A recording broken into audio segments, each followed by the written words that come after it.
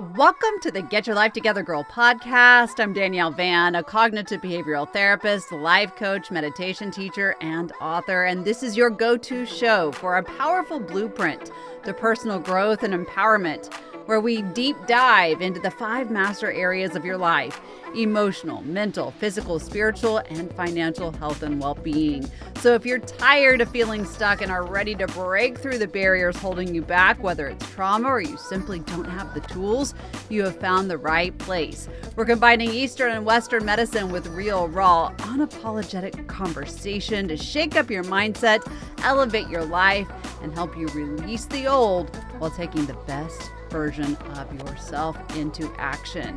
Today, we're taking a deep dive into the lesser known yet powerful survival mechanism known as the Fawn response. It's a survival mechanism that helps us in our human nature. And we're going to dive into it, what it is, why we experience it, and how it can show up in our lives when we're under stress or fear. We're going to break all of this down with emotional performance coach Natty Lewis. It's so interesting, the conversation that we are about to deep dive into, because we are going to take you on a journey of being able to identify when a trigger activates your instinct to people please. We talk about what triggers are. We talk about the nervous system and how fight, flight, and freeze, as well as fawn, show up. And we're going to talk about how we can break free from this automatic response.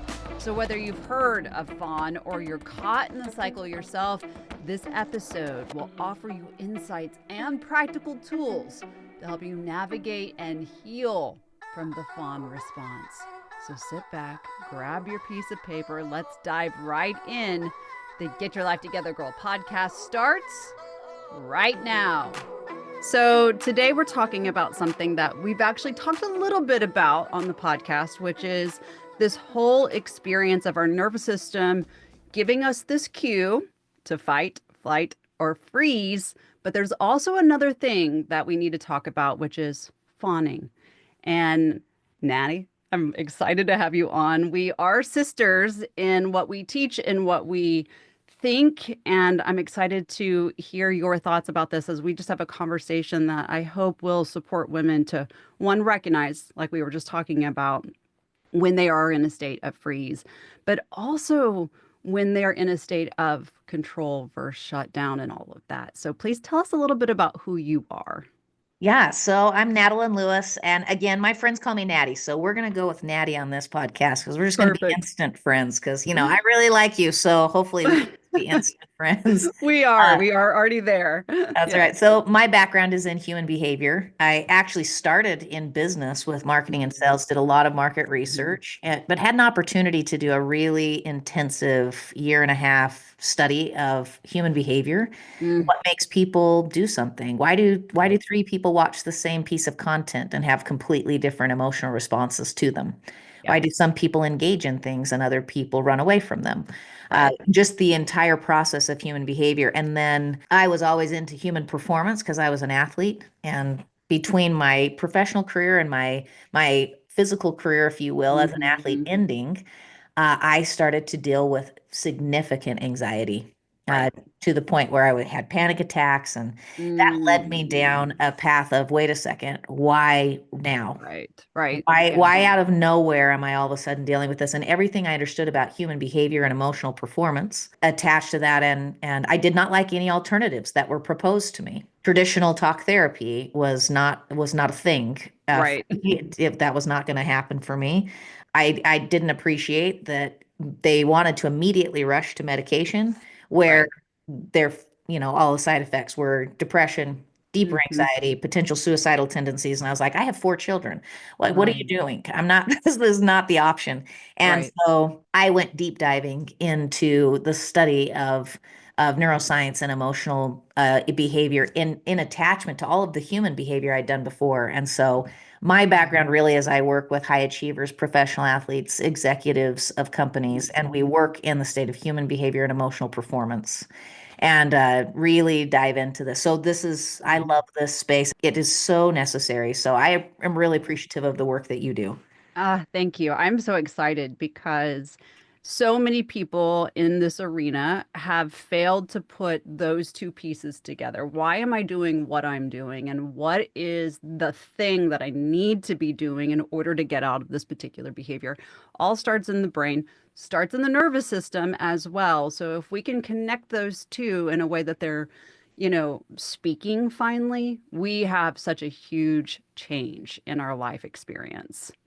Absolutely. I think so many people do not realize that Yeah. that the emotions they experience literally create a slight disconnect, right, with Yeah. that prefrontal Yeah. cortex. And so we think we're engaged. We think Yeah. we're in Yeah. control, Hmm. and we're not, right? And Right. so and so that's one of the big things I think with women Yeah. that they experience is that I believe, especially when women go into hypoarousal and they go into freeze and Hmm. fawn, that masquerades as control so Yeah. frequently. Yeah. And we need a recognition of what we're feeling there. Let's break it down because as we talk, I can see my past self doing that, right? Trauma definitely brings us into a space where control is our only safety mechanism. Right. And we get into that, try to, make everything pretty, make everything good. We people please. We stay in relationships that don't work. We self abuse, whether that's, by our coping mechanisms or just our inner conversations. So let's Mhm. first break down fight, flight, freeze, fawn for everyone, if you would. Absolutely. Yeah. So as we go in and that nervous system hits some overstimulation or some stimulation of really what I like to call uncertainty or the Hmm. unknown, Right. right? We can only take so much of that before we exit our window of tolerance. And next thing you know, we're experiencing some fight or some flight. Yeah. And in that space, there is a desire for either an intense expression of energy or Right. movement. And that's Mhm. very natural, although most of us have been taught in our life that that's unacceptable. It's not okay for you to fight back, or Mhm. it's not okay for you to leave. I mean, the Mhm. number of times we watch children where you can see them getting antsy and they want to run away, and people say, don't you walk away from me when I'm talking to you." Right. Yep. Or Yep. don't you talk to me that way. And so instantaneously, Mhm. fight and flight are not safe.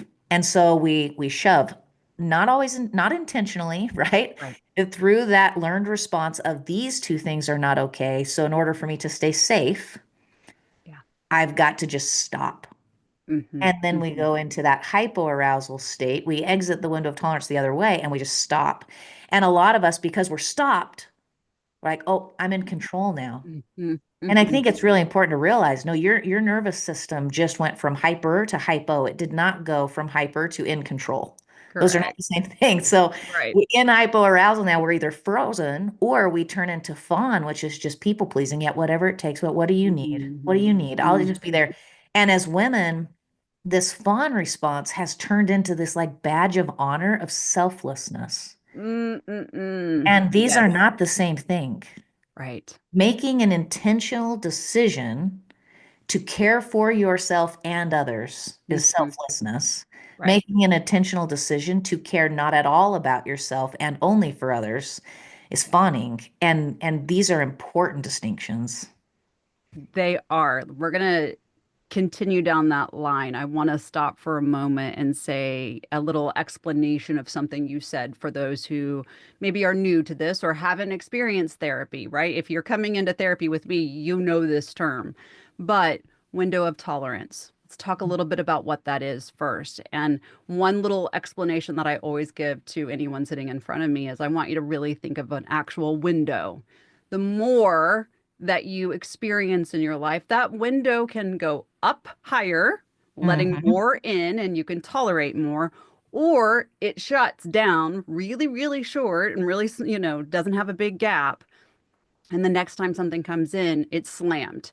It really depends on how your nervous system responds. Yes. Very important. Yes, absolutely. And another analogy that might be helpful for people that I like to use as well is I want you to Hmm. think about if all of us all of us maybe start in this in this world as a flat water bottle. We are water Yeah. that is flat, and life as it comes around each day drops Hmm. a few pieces of carbonation in there, and we become a little fizzy. And we can Yeah. actually handle that for a while. Matter of fact, if you just open a regular soda bottle, it doesn't spill out all over the place. It might Right. release a little psst sound, but that's about it. Right.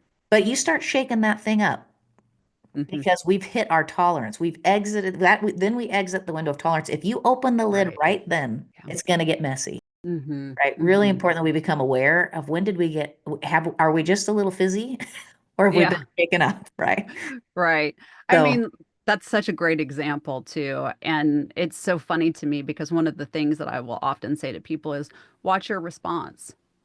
If yes. you know 5 seconds that you are responding in a way like you're in traffic and you can't help yourself from screaming and yelling on something that's a small stimuli, and they're like, well, that's triggered. I'm like, is it? Right. Is No, it? Or is it a reaction to the fact that your window of tolerance is already shut? yeah, I Right. love that. I love that. I think it's that difference, right? Are we reacting or Mm-hmm. like are you intentional? And I like to tell people if you were having a great day, would you have done the same thing?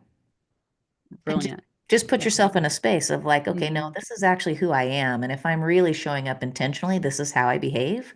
Yeah. Did you behave that way? Because if not, you likely reacted instead of responded to the Right. situation. Yep. Yeah. So let's continue forward. I just wanted to make sure that we had that kind of distinction because it's a good check-in point, right? For Hmm. you as the listener, where is my window of tolerance? Am I in that reaction place? Am I using the word trigger way too much? Right? I hear that all the day. Well, I was triggered. I'm like, you weren't. You weren't. You need to know what that really means. In fact, let's Yeah. talk about that. What is your definition of trigger? How about that? Let's start there. Yeah, well, first and foremost, I have refused to use the word recently because Yeah. it's so poorly managed and Yep. poorly defined. And Hmm. I I have women that I work with all the time. They're like, but it's triggering. And I'm like, Yeah. so have we then started to say that anything that creates stimulus in our brain of Ah, any kind is yes. somehow negative? And I think what I like to make sure there's a distinction of is if we were to actually take emotions or stimulus as Hmm. information, not right or wrong, not good or bad, just Right. information, and get comfortable with feelings of discomfort, Yep. we could really Yeah. actually change almost anything in our life. Yeah. Almost Yeah. anything. Because we kind of grew up, right? Oh, if you're making good choices, you're going to feel good. So Yes. now when we don't feel good, whatever that is, Mhm. since it's not even an emotion, but everybody likes to say, well, I don't feel good. Well, Right. if we don't feel good, then what do we feel? Hmm. And so Hmm. therefore it must be bad. So Right. any feelings of discomfort are negative, Hmm. except for we can't actually do something new in our life that has an unknown outcome that's never happened before without feeling some discomfort. So Right. that would mean if trigger is defined as the way everybody always describes it, which is any form of stimulus that makes me feel uncomfortable, which is how I think people are using it, which is not what it is. Yeah. That's A not what it's supposed to mean, but I do a believe that's what hundred people are percent. trying to use it. Then we are 100%. basically saying anything in my life that makes me feel slightly uncomfortable is bad. Right. And I would say, well, then that means you can't progress. And Yeah. that for me doesn't feel good at all. Well, it's not the truth. Right. Right. So that's it. Right. So trigger. And I want to, make sure that we define this and then we'll continue on because I think it's very important in the whole conversation is an event, an emotion, a thought that is sparked in the brain that's taking us back to a moment where we have imprinted some discomfort and or trauma. Hmm. Okay. So it is those big moments of I went down that street and all of a sudden I found myself back in that moment where I was in that head on collision or, in abuse or whatever it is. It is very unlikely that you are going to have an emotional reaction to a small event that all of a sudden is going to trigger you when somebody is mean to you at the grocery store. Please stop using it. Yeah. Please, please. I agree. I'm with you on this. I second Yeah. the motion to stop the word, right? Yeah. Like, let's get used to saying this happened and it made me uncomfortable, Right, exactly. right? I don't like the outcome that I just received. Yes. Great.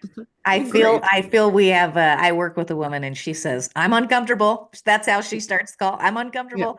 And I'm like, good. Like the recognition that you're uncomfortable. Why? Yeah, What did yeah. you feel? What was the circumstance? How did you Hmm. respond? I just think there's a feeling there where we get rid of the goods and bads and stop thinking everything that makes me feel uncomfortable is this trigger Hmm. that Hmm. links to trauma. I think it just gives people a reason to stay right where they're at, be super stuck. Hmm. I like to thank social media for the misuse of all of this. So just stop, right? Okay. Yeah. So let's talk Yes. about this though, because with this idea that we're being triggered every 5 seconds from every single situation, we are seeing more people, especially women, getting into that space of fawn because, my gosh, I'm trying to grow. I'm trying to take care of the kids. I'm trying to be the best spouse. I'm trying to, climb the corporate ladder or do whatever, or own my business, blah, blah, blah. All of these things, which just sounds exhausting. And then I have to please everybody else. And I'm being triggered and I don't know what else to do with myself. So, Yeah. like, let's talk about that. Like, where does your brain go in those moments? Yeah, well, we go into again hyper arousal because there's a Yeah. piece of us that feels like we need to fight for ourselves, that feels like we need Yeah. to run away from the massive quantity of Mhm. overstimulation. And when neither of those solutions feel safe for us, we'll go in and we'll either just freeze up for a minute Yeah. and then we'll just start to fawn and again masquerading as control. No, this is how I'm going to control the situation is I'm just going to make everybody happy and then there won't be any contention. And even if that means I don't sleep at night or in the morning and I don't take care of myself and I don't go to the gym and I don't eat anything decent for the day or eat anything at all or I don't even stand up from my desk and use the bathroom so that I actually feel uncomfortable all day long physically, it's fine because everybody else will be taken care of. Right. And the problem with this behavior that we're going into in that space is if you look at what elements we have that could potentially help us expand our window of tolerance and get us back into emotional safety, Hmm. sleep is a huge one. Yes. And yet when we're fawning, so many women, they attack their own sleep. I'll just sleep less. I'll stay Hmm. up really late. I'll take care of everybody else's needs and then I will just skim by. Well, you're shrinking your window of tolerance when you do that. Yeah. And so then what happens the next day? And then you don't eat properly. And we know nutrition is huge for our window of tolerance. Hmm. I mean, I Hmm. like to tell people the reason Urban Dictionary has incorporated the words hangry and tangry, right? Because these are real Yes, things. they And are. so as we fawn all over the place and then we Mhm. don't take care of our own needs, all we're doing, shriveling up that window of tolerance to next to nothing. Well, now everything triggers us. Mhm. Mhm. 100%. Let's talk about the control mechanism deeper, right? Because the coping mechanisms that we're talking about is go to lack of sleep, perhaps the Hmm. glass of wine, over exercise, under Right. exercise. We need to understand that coping mechanisms are both good and bad. We go to Hmm. two different places, right? I mean, I've been very, very vocal on the podcast about the fact that my coping mechanism is to go hit the pavement and run until I can't breathe anymore at times, right? Is that always the healthiest thing? No. But does it get me out of the emotional reaction? Sure, right? So Hmm. exercise can be good and bad, right? So, like, Sure. where is that space of the coping mechanism coming in that's keeping us out of control? Yeah, well, I want to talk about like what just regulating, right? Yeah, So yeah, exercise works because it regulates us. Well, I think right. that what a lot of women don't realize is that regulation in fight or flight cannot look the same in freeze or fawn. It doesn't work. And so Uh-huh. a lot of times when we're in this fawn, like people say, well, what do I do to get out of that? I Yeah. mean, it can be as simple as get out a piece of paper, write down Hmm. 3 things that need to get done, and then you pick their priority and then actively engage in them. Those 3 things could be as simple as I'm going to go to the bathroom, I'm going to get a fresh drink of water, and I'm going to step Hmm. outside for 5 minutes. Yeah, Write them down yeah. prioritize them, and then do them. And even if they're that simple, that is a 5 minute process, maybe 10 minutes tops. Hmm. And it can completely start to shift your day because Yeah. you made a decision for yourself. It can look like sensory engagement. Yeah. Like there is power in just being at your desk and just all of a sudden being like, actually, I'm going to reconnect to myself. Yeah. I'm gonna touch my thumb to my various fingers. I'm going to take a Yeah. deep breath. I'm going to listen for things I wasn't hearing before. I'm going to look for things I wasn't seeing before. I'm going to stand up. Yeah. It's amazing to me in Yeah. Freeze and Fawn how frequently women sit. Yeah. They just sit down because they're going to think Hmm. about it. They're going to stew about it. They're going to scroll on their phone and Yeah. doom scroll because because the lights are on, but no one's home. Hmm. And the sitting and the unintentional movement of stimulus in front of our face, that's just deepening freeze and fawn. So if we Yeah. can just be gentle with ourselves, even when we get into freeze and fawn, we don't have to Hmm. go run our guts out right now. We might feel like doing that later. Once we come out of freeze or fawn, we may experience fight or flight. And Right. that's when we might need to go give that deeper Hmm. physicality. But if we could just give ourselves some gentle regulation in that space to bring ourselves up out of the Hmm. basement, if you will, Yeah. of that fawn and freeze response. Yeah. And it's important to know, like you said at the very beginning of kind of that part of our conversation, is that it looks different for each person and it Yes. looks different depending on where you are. For me, one of the very first places that I start with someone is awareness. Like, where Yes. are you and what does it look like, right? So, for one person that's had a lot of deep trauma, sitting may actually be something that they refuse to do, where Mm-hmm. another person may say, I just need to sit here. I need to shut the world out. I need to, doom scroll, like you said. So, first for me is identifying, what does that look like for you? How Yeah. is it showing up? Yep. I love that. I call it a master's degree in recognition. Yeah. Just figure out for yourself Hmm. what am I feeling and what is my natural behavior once I feel that? Yeah. What's my go-to? And Hmm. do I like it? Is it serving me? Is it Mm. actually helping me or is it making it worse? But Right. frequently, our natural tendency or the thing that we've found that we typically do is usually it's oftentimes I've found making it worse. When I went through my first round of recognition, it was like, oh man, my top three go-tos are for sure making it worse. Yeah, And absolutely. I didn't even realize that, right? Because we're Yeah. not Yeah. trying to do this. I think that's another really important point is that Hmm. we don't go out and self-sabotage on purpose. A Right. lot of this is just it's a pattern of behavior that has become patterned and routine at trying to reestablish safety in any way that we can.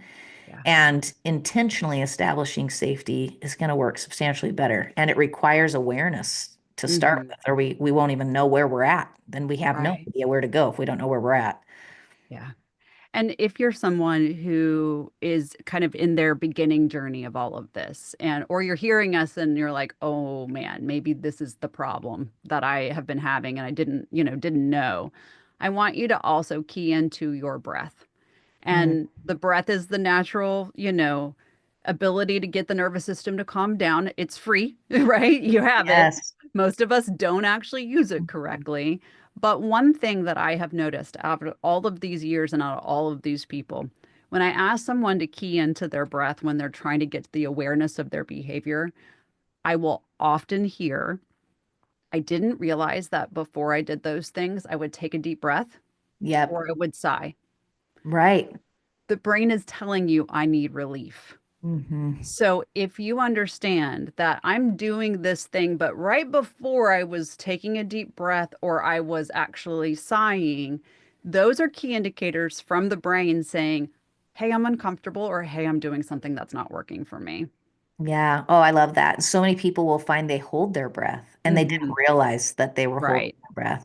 right. And I want to add to this. I absolutely agree. Could not agree more Yeah, that paying attention to the breath is absolutely critical and one of the first steps.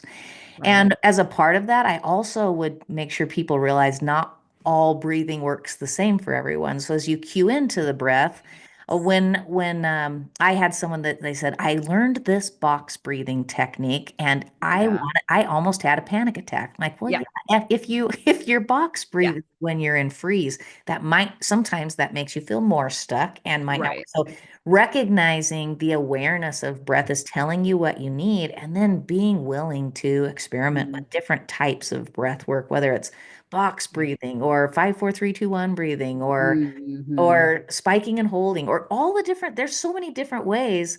Yeah. Controlling breath is the answer, I think, in Yeah. intentionally engaging with your breathing.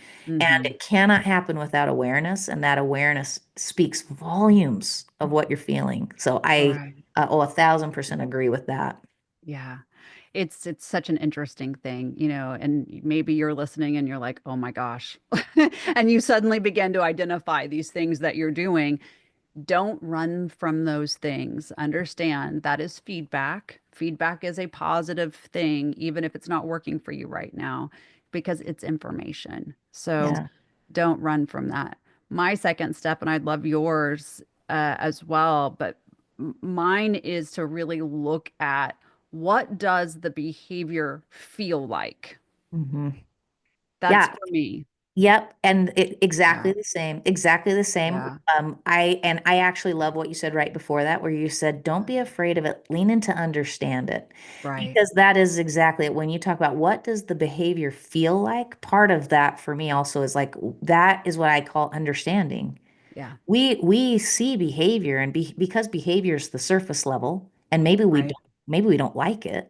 A Yeah. lot of times it's like I don't love that I'm doing this. I Right. don't like the way I'm reacting to my kids. I don't like the way I'm showing up at work. I don't like the way I feel. Yeah. I Because we don't like it and we see the outcome of that as a behavior, we tend to attack the behavior. Oh, I'm Right. just not going to do that anymore. I'm not going to Hmm. say that Hmm. anymore.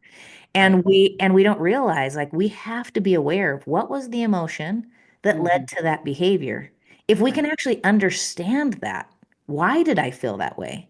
Hmm. That's where we can actually start to get a hold of these things at the roots. I like say like just attacking the behavior is like picking weeds at the Yeah. top and just like breaking them off and literally sprouting new ones without ever Uh-huh. getting to the root of the problem.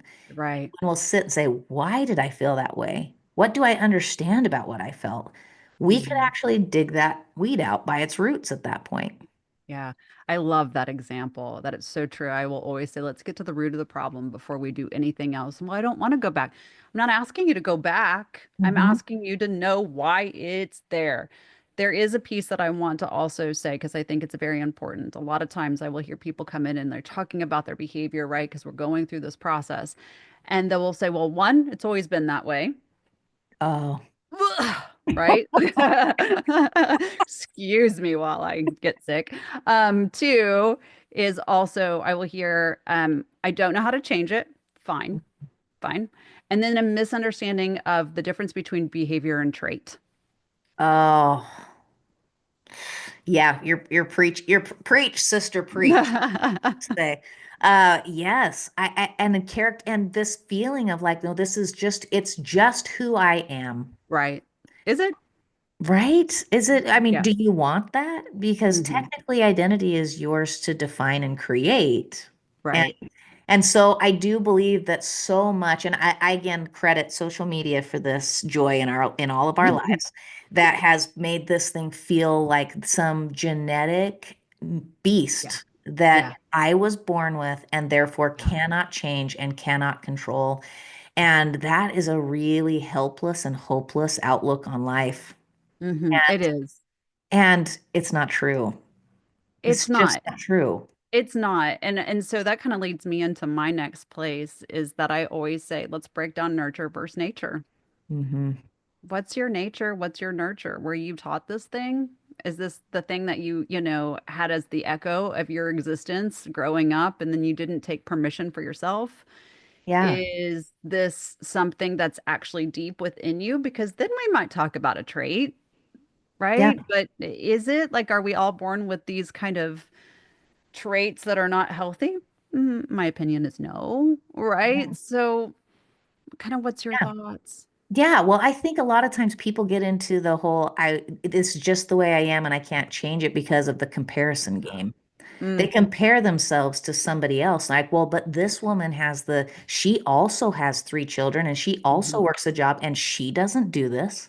Right. She doesn't have this problem. And so Yeah. therefore it has to be my problem. Something's wrong with me. Right. And what I think we don't give any service to at that point is the three E's, the fact that we can all go through the same event Hmm. and it will have a completely different Yeah. experience in that event. Therefore, it will affect each one of us completely differently. Like you take Yeah. COVID. I get a chance to work with a lot of kids. Holy Yep. moly with COVID. Like some kids went through COVID in a house where parents were throwing a party that they didn't have to Right. work for 3 months. They went on 12 family vacations, played outside Yep. all day long, and it was like the greatest thing ever, Yeah. right? They Yep. and they learned how to make bread together, and Right. they had a supply of toilet paper in the basement, and it was no big deal. Right. Then you have another kid who still to this day he has to carry around a bottle of hand sanitizer that's 42 Right. ounces, won't touch anything, won't drink out of Right. the public drinking fountain, and is still talking to the teacher about the kid next to him who didn't wash his hands after he Yeah. picked up his pencil. Yeah. And they went through the same event, Hmm. but they had Hmm. remarkably different experiences, and Yeah. therefore the effect is totally different. So you cannot get on social media and compare yourself with everyone else just because I'm the Right. same age and I have the same number of kids and we have the same job and we have the same aspiration. Therefore, if I behave differently, something is wrong with me. Please Right. stop that analysis. Hmm. And Hmm. that I think is where that comes from. And so people feel like, oh, it can't be an environmental thing because Right. everybody else in that environment did just fine. So it must be my problem. Something is Yeah. wrong with me. Right. And Or you took the perception of what you were experiencing and didn't understand your feelings and then turned it around and used it in a space that didn't work. yes, and therefore created an effect that was very Yeah. different. Yeah. Yes. Absolutely. I Mhm. actually will digress for a moment because a lot of listeners have children in this age group, and I've worked with a lot of that we'll call them kids because that's how old I am now. Where, they're that 24 to 27, 28 stage Yes. where they were already in college, maybe their first year, they were getting their independence, and then everything was ripped out and they had to go home. And then they had to again self-identify back into a family unit that they were Mhm. looking to break free from. Oh, And yes. now, right, they're in that space of not being able to excel because Mhm. they're still under that roof of, but I didn't get this, or I Right. wasn't able to spread my wings and have an identity, Yeah. Oh, whatever, right? That's fun in and of itself. it is. And there is a feeling of if I go pursue, it will all Yeah, be taken away again. absolutely. And again, Absolutely. that comes back to what you said. Okay, so if we were to actually look at the behavior and say, oh, we're not trying to go achieve like we did before, that's the behavior. Right. What am I feeling? Why am I not Mhm. pursuing? What's the feeling? Oh, fear? Fear Mhm. of what? Oh, fear of Mhm. it all being taken away again. Oh, so it's not that you don't want to pursue. It's not that you don't have desires for a better life. It's that you're afraid if you move forward, that will be taken away. Right. It's interesting. You had an experience like that. Yeah. So Yeah. It's this, valid. yeah, it's valid. And Right. you're not broken. You Right. didn't lose your capacity to go do achievement. You had an Right. experience. It was very challenging. It established a belief. Let's address that. Mm-hmm. Mm-hmm. And that leads us back to that space of control. Yep. It And I does. and I think they feel control. Again, this comes back to that whole I'm in a fawn, which masquerades as control. It Mm-hmm. feels like I'm in control because I'm controlling the variables that could make me feel uncomfortable or unsafe Mm-hmm. by not doing anything at all. Yeah. That's a very powerful statement that I closed my eyes if you're not watching because it's such a powerful statement to say.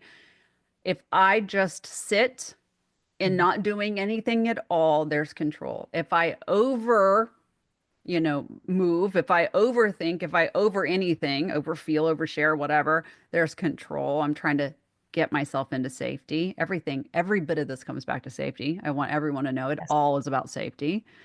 And or if I just kind of let it ride, I'm so uncomfortable that I may break, right? So what is your step? What is your processy to get out of control? So I like to actually break it down to some super simple, really physiological things Mm, because I think we don't do a very good job. There's a little bit of a disservice out there, and I yeah. hate to keep blaming social media, but we're gonna.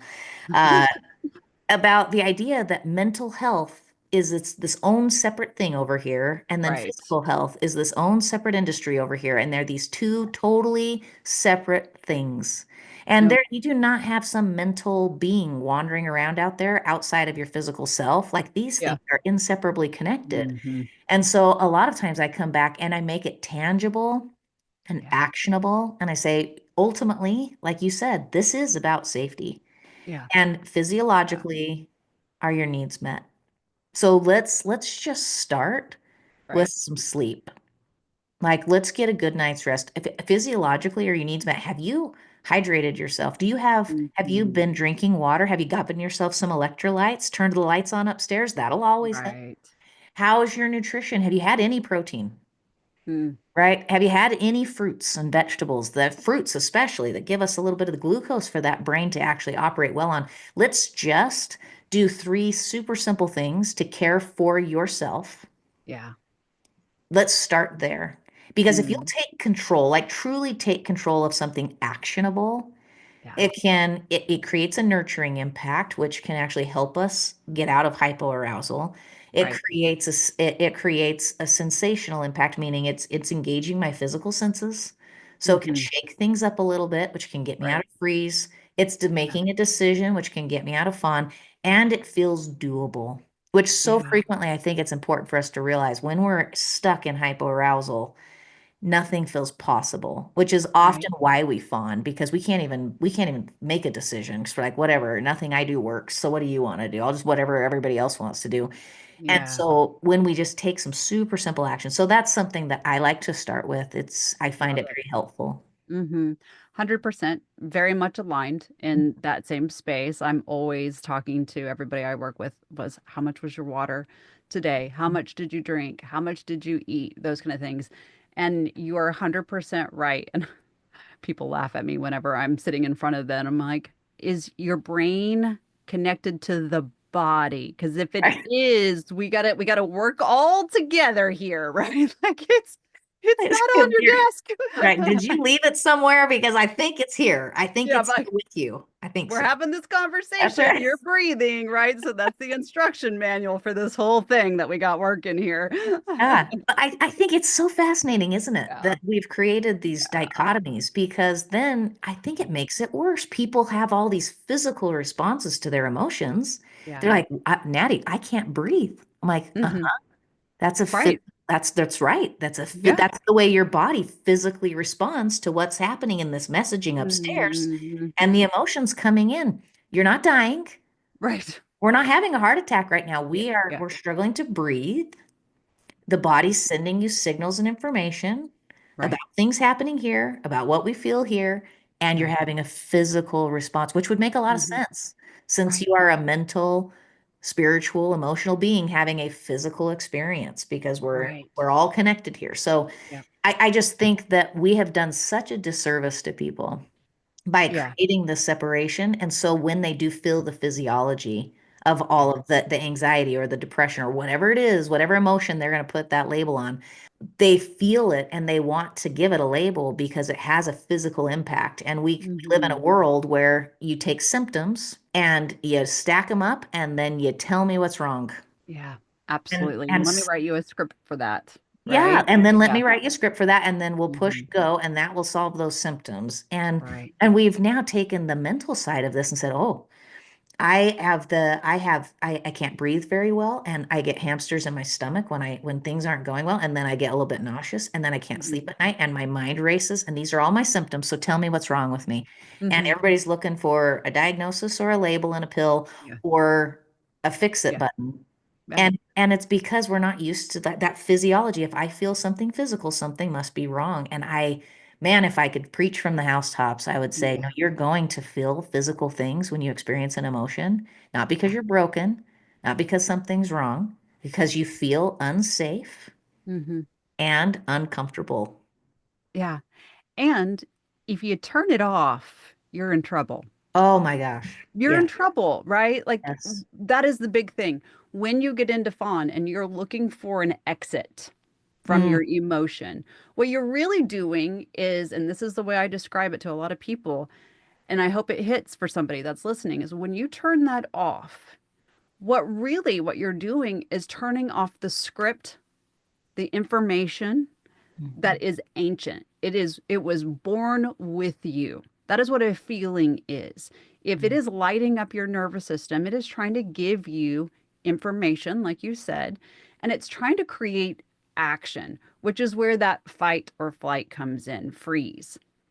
I am trying to get you into a state of awareness. If we think about what's happening in the brain all the time, right? We are looking for what could be not safe, where I need to kind of dodge, where I need to lean in. I'm reading all of the energy around me all at the same time. This supercomputer is lit up and then it's trying to give you some subtle things. It's not mhm. screaming at you most of the time. It's like, "Hey, I'm going to move your breath just a notch. I'm going Yep. to slow you down just a little bit. I'm going to turn down the audio part of all of this so that you're aware that you're not tuned in, that there's something that's happening. You need to learn the language of your soul." Yeah. And I love that. I think also it feels over time like it gets louder the more we Yeah. ignore it. Mm-hmm. Right. And because it's not designed to be ignored, it has one Right. function to keep Yeah. you safe. And it's going to continue to communicate in order to keep you doing that. And the challenge becomes when we ignore it or try to turn it off and not feel it Yeah. all, we lose opportunity for incredibly simple engagement that could make all the Yeah. difference. I have the Mm-hmm. opportunity to go in and teach these things in prison. Mm. Every week I get to go in and work with groups of inmates and teach these Wow. principles in prison and just help them through. There's a lot of emotion there, as you can imagine, a lot of Sure. trauma. And it's really interesting. I went in for class one time and we were sitting there in class and I was talking for maybe 2 minutes and I hear this beep. And I was Hmm. looking around, I was like, what is that noise? And I talked for 2 minutes, beep.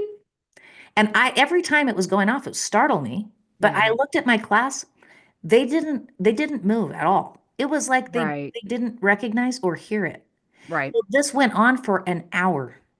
At the end of class, the thing beeps, and I was like, okay, guys, honestly, what is that noise? And all of them were like, what are you talking about? What noise?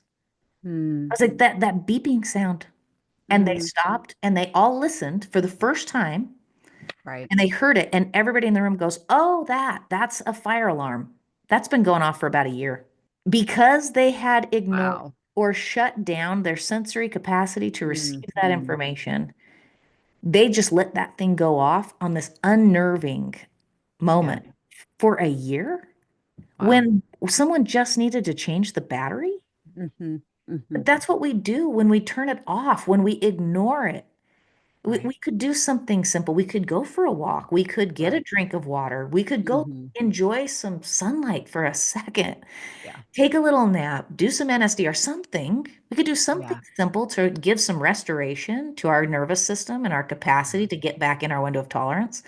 But Right. when we ignore it, when we shut it down, when we shut it off, Yeah. we can't even do the simple things now because we Yeah. don't hear the message that tells us what we need to do. Yeah. It's this space of flatness, Mm, right? It's this space of not being able to recognize that I am in flatness. Now, let's talk about what happens when you go from fawn, the sense of control, the sense of, giving to everybody else and ignoring yourself, to when something boosts you out of that hmm. and puts you into fight or flight. Yeah. You need to honor that, right? We need to Hmm. recognize that is not a bad thing. It's actually a beautiful thing because it is your Yes. body finishing the full cycle of emotion. So if we do Mm. come out of fun, Yeah. honor that feeling.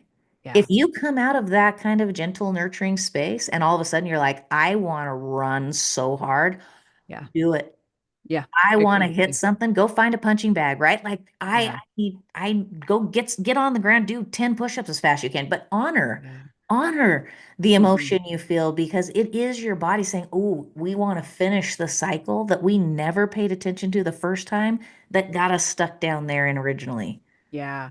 I think that's probably one of the best ways I've ever heard it explained, and that is exactly it. And I want to key into it for just a moment. The fact of completing the loop. I Mhm. talk a lot about this with people who have OCD. Mm, Complete the loop, right? Don't let anything go. If you need to count 27 times, we'll work on getting out of that behavior. But if for right now, while you're working on this, complete the loop. Same thing, fight, flight, freeze, fawn. Complete the loop. You mm-hmm. have to complete it. Your brain operates on sequence. Okay, Yes. so if it's missing sequence pieces, it's going to continue to bring up that thing until it Yes. has a complete story. So Yeah. you must give the full sequence to play this out. It's okay that you got triggered, bad word, right? It's okay that you went into fight or flight. It's okay that you froze. It's also okay that you were in fawn, but you must complete the cycle. Yes. Yes. Amen. You have to Yeah, finish it. I think people don't realize yeah, how powerful those sequences and patterns in the brain are. yeah, And if we were to stop for a minute and realize, like if you tried in a personal experiment where wherever you're at and listening to this, you just stopped and thought, without moving, how many things do I know that are yeah, right in front of me? You could yeah, list 1,000 things that you know that are right in front of you without moving from the seat you're in. I know that the plant is green. It uses water. It needs air. That's a piece of wood. That's wall. The wall is painted. The wall has drywall. The wall has a picture. The picture was painted. The picture has a frame. We could go on for 1,000 mm-hmm, things. mm-hmm, And mm-hmm. your brain is not thinking about a single one of those things. So why? What Right. what allows the brain to operate in a world of knowledge and information Yeah. in a way that actually lets you be functional? It Yeah. requires pattern. It requires sequence. It also gets us into this automatic processing space, like what you're talking about. And that actually conserves the brain's energy. I Yes. want to also talk about how important it is to think about, and this is sort of my next process in all of this, is how much energy, mental, Oof. physical, emotional, spiritual, financial energy are you putting into this space of fun? How much is it? Oh, like I said, my dominant client base are executives Right, and CEOs right. and athletes. And you say financial, it's fascinating how much money people Yeah, lose yeah. in this space, how much time they Hmm. lose, how much sleep they lose, how much Hmm. health they lose, right? That Yeah, when we get stuck and it feels like stuck, if you're like, am I in yeah, on or freeze? If you feel stuck, that's usually a good indicator, right? yeah. Yes, yes. The incapacity to make a decision Hmm. that's intentional, that's directive, that's aligned with what I really want, because I won't take into consideration what I really want when I'm in fawn. Right. So I'll spend money on something, and then 2 weeks later, I'm like, why do I have that? I don't even like that thing. And Yeah, we just lose energy, we lose time, we lose money. Oh my gosh, mhm. so much. And putting our hope, well, that's kind of one of those words that I'm not sure is actually what I want to use, but I'm using it. Hope into doing some of these things that we think are going to have long-term successes, but they have short-term, and then we get the feedback loop of this is failing, I am failing, And which then we then, created a new pattern. yeah, reinforces the secondary pattern, right? It's a Yep. secondary reinforcement to this is why you are the way that you are to begin with. Yeah. And really, what we did was we took an instant reaction to safety Hmm. and we didn't do intentionally something that leads to long-term happiness or satisfaction. And so, Yeah. because we reacted to our circumstances and provided immediate Mhm. safety, Yeah. that may or may not look like the right move. for the long term, for the real vision, for the ultimate, like, where am I going and what do I want? And so Yeah. that's why that comes back sometimes as not being a great move, which Hmm. again reinforces the loop and says, oh, I shouldn't be the one making decisions, and then Right. Oh, shoves us right back into fawn. how often do you hear that? I hear that all the time. I can't trust myself to even make a Yep. decision. Hmm. Or in the state that you're in, your decisions haven't worked in your favor. Right. And understanding that distinction is so critical. And Right. when people can come to that place of understanding and say, oh my goodness, Mm-hmm. from a Hmm. place of fawn, Right. I have been making decisions, which then means I'm making the decisions about everyone else and a reactive decision about my own safety. So I can Right. only do what feels immediate safe. Mm-hmm. Mm-hmm. And if we all made decisions like that, how would things turn out? Ugh, I don't want to be a part of that, to be Right. honest with No, you. but Like, let's, hopefully with some understanding can yeah. come some grace for Yes. ourselves where we say, oh, it's not that I am incapable of making decisions that are good for me. It's that Mhm. when I am in an emotional state of fawn or freeze Yeah. and I feel stuck, and that is not a great place for me to make decisions from, Right. then instead we say, okay, then what is the decision you need to make today? Hmm. Move, try something, engage in Yeah. something for yourself, go out in the Yeah. sun, take a drink of water, engage in those actions first, Right. and then reconsider the situation when we've Mhm. regulated, when we've entered back into our window of tolerance. And if you feel the need to go for a run after that, or lift some weights or do some push or whatever that Yeah. expression is of fight or flight, honor that, finish Yeah. that cycle, complete that loop. From there, consider the decision. Yeah.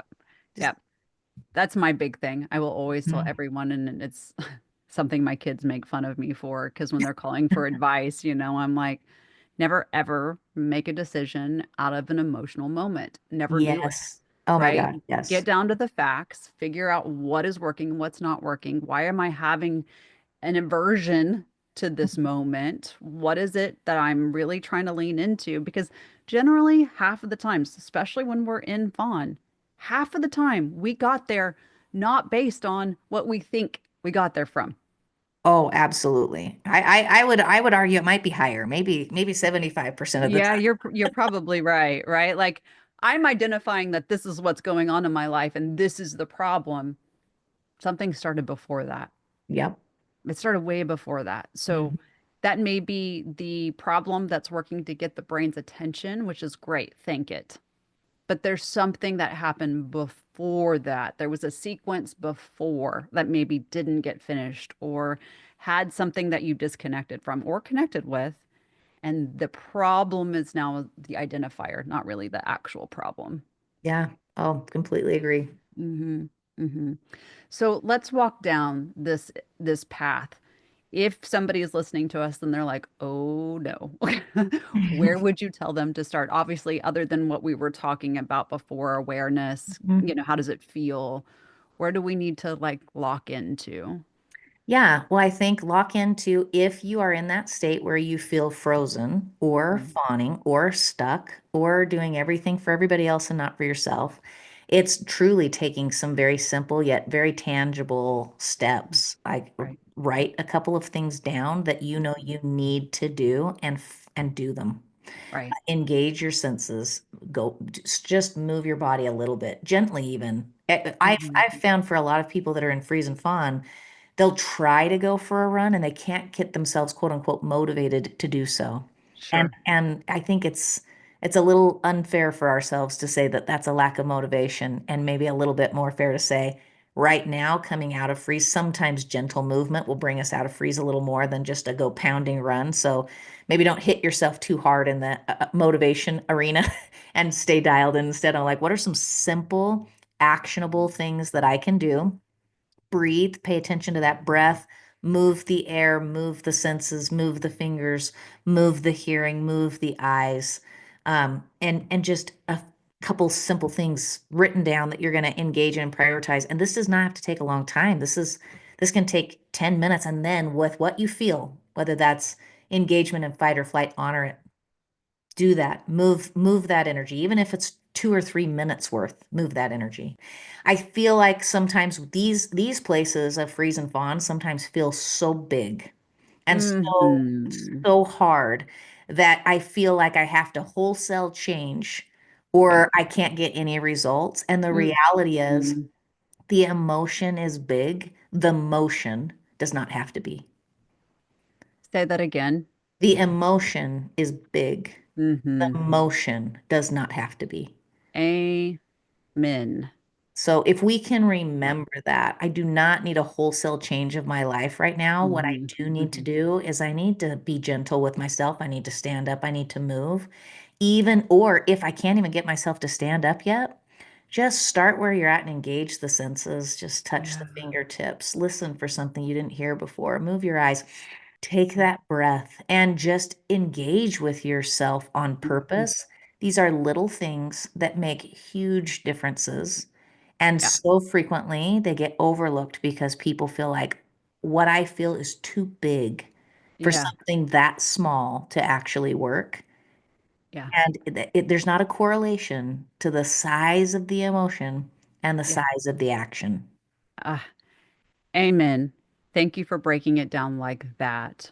One thing that I always say, and you just broke it down so beautifully, so much better.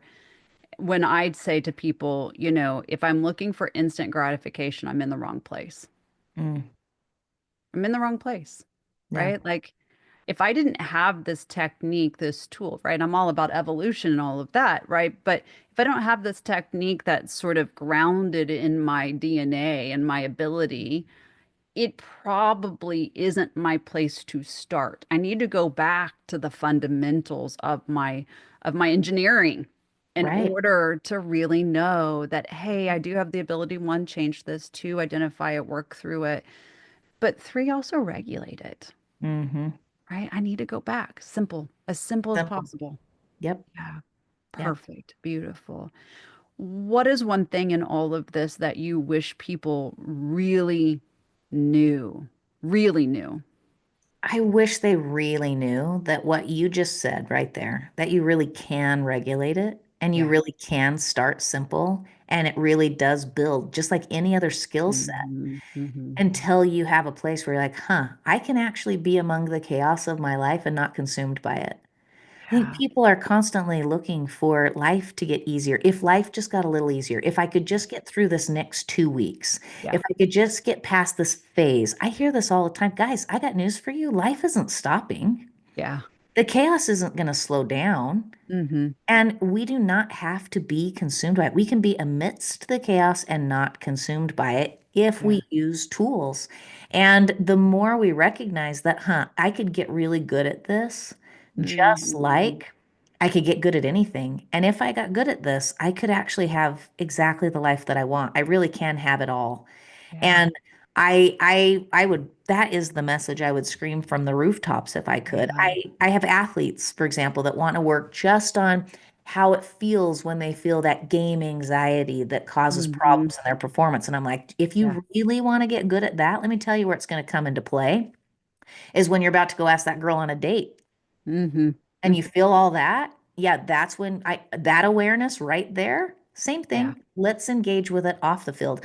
When you go Right. to take a test, when you show up at home and you didn't get your stuff done, whatever that case is like, if we'll just each time, like so many, we're, Yeah. we're not pigeonholing emotions. They're showing up all over Right. the place. So Hmm. the awareness, oh, I feel that right here, not with judgment, just curiosity.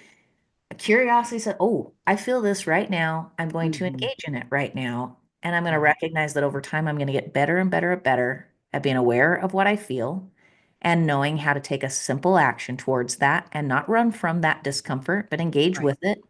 And over time, I'm going to be able to get good at this. And I can control it with regulation. I really can. Yeah. Anyone that I've worked with that I have seen fairly monumental success, it's been there. It's Yep. been in that space where they're willing to be uncomfortable, do the work outside of the sessions, outside of, the homework, because I Yep. am notorious for like, okay, here's what you're going to do and here's how you're going to do Right. it, right? Yep. It's been that practice. those skill sets. If you've listened to the podcast, I talk a lot about baseball. I'm a baseball mom of a very elite athlete, and it's one of those things that I tell him all the time, right? You should be engaging with curiosity every single thing that's happening. And if you need to talk your way through it, talk your way through it. Yeah. If you need to identify it, that's awareness. If you're working through it and feeling it, then I'm understanding where it's coming up from. If I'm then putting an action behind it, I have a behavior change. It's the same thing. Doesn't matter what you're doing. Yep. And it's Same the thing. little things that make such Mm, big differences. Like we take baseball. I worked with a baseball player who the only time he struck out was when he would overswing. mm, And if mm. we would talk about it, be like, okay, let's go back. And he's like, well, I Right. just got so nervous when I got up to bat. When I get nervous, I overgrip the bat and then I overswing. I'm Yeah. like, okay, so you felt it before you stepped to the plate. And your body's already created a pattern of Uh-huh. tension, and your body's releasing fight or flight energy, and you got Yep. blood flow rushing to the extremities. Do you know what's going to happen? You're going to overswing. Yeah, exactly. So if we feel it and we take a nice, we tense, Mhm. release, and then we grip the bat, and then we step up with some calm, Yeah. you're not going to strike out. And simplest little breath technique, one breath, Yeah. and all of a sudden we have the exact Hmm. swing we want. And people do not realize, again, it's the emotion's huge. Yeah, it The is. the motion was so small and it Yeah. created all of the results. And so Hmm. just take the little steps. Do the little things. They make big Yeah. differences. Yeah. And one big thing that I will tell my son when he starts getting that, okay, now I'm gonna, Hmm. bases are loaded, everything's happening, and this happens in our lives too, right? The bases Right? are The loaded. bases are loaded a The lot. bases are loaded a lot, right? Yeah. Oh shit, the Yeah. bases are loaded, right? Oh God. And here we are, and it's our turn. It's all dependent on Yep. us, right? This could be the grand slam that ends the Yep. game.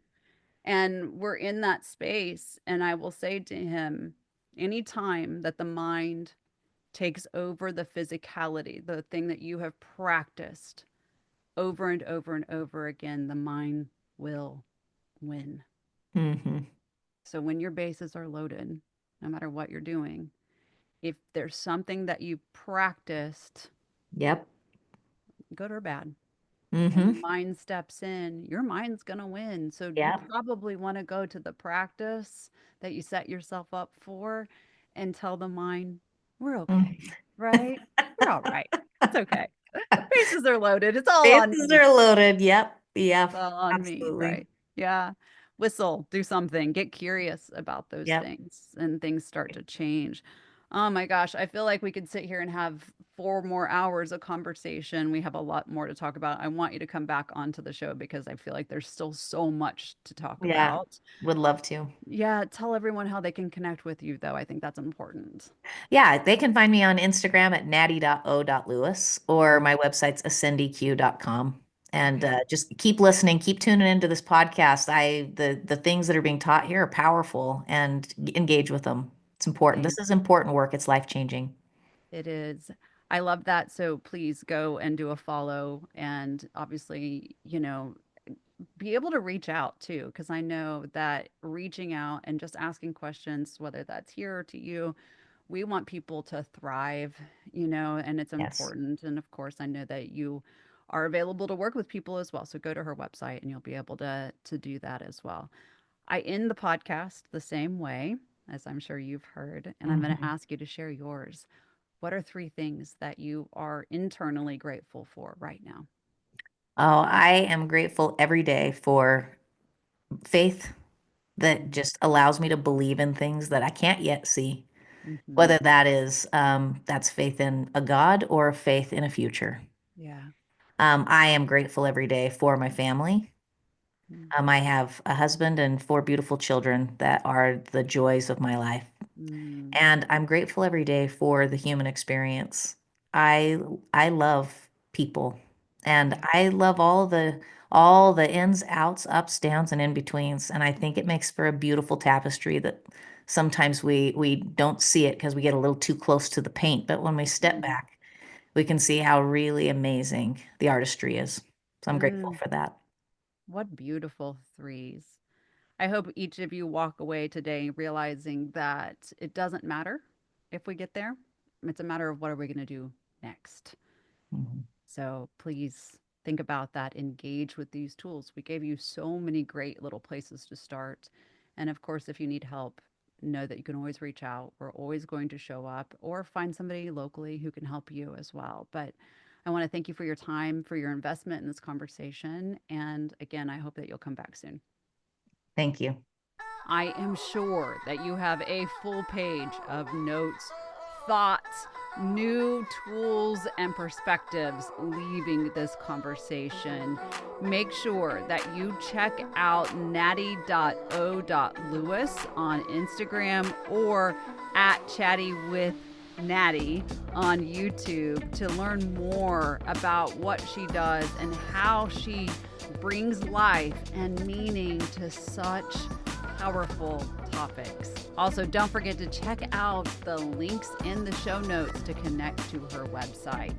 I can't thank you enough for listening to the Get Your Life Together Girl podcast. If you've enjoyed these tips for bettering your life, please follow me on social media if you're not already doing so at Get Your Life Together Girl on Instagram, TikTok, Clapper, Threads, YouTube, so many places. Also join me for live free conversations on Monday morning at 9 a.m. Central on Insight Timer. You can also visit my website at getyourlifetogethergirl.com, where you're going to find my blog, a merch store, classes, past recordings, the podcast, books, so much information is there for you. So please check that out.